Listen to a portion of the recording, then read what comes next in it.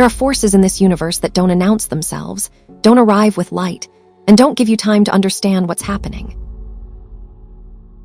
Black holes are not explosions, not burning stars, not something you can watch approaching across the sky.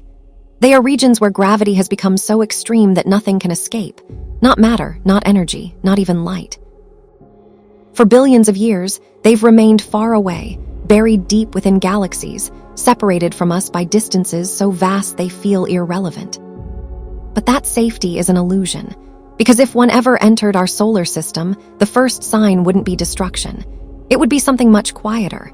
Subtle changes in motion, objects drifting where they shouldn't, orbits that have remained stable for billions of years beginning to shift. Far beyond Pluto, in the dark outer edge of our system, something would already be pulling everything out of place.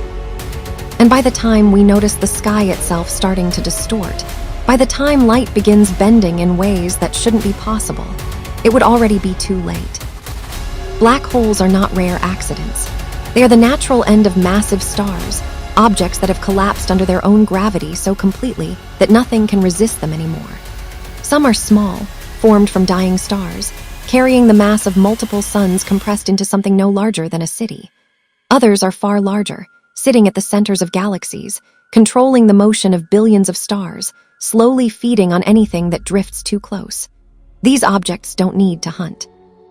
They don't need to chase. Gravity does the work for them.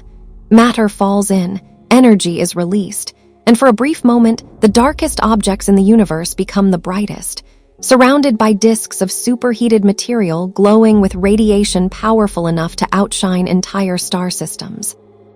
And yet, all of this happens far away.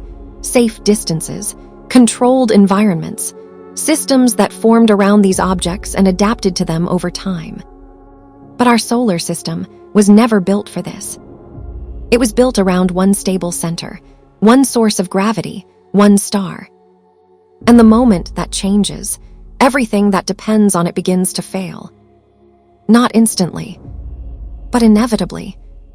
Because when a second gravitational force enters a system like ours, the problem isn't impact. It's imbalance. And imbalance spreads. Outward first, then inward, until the entire system begins to come apart.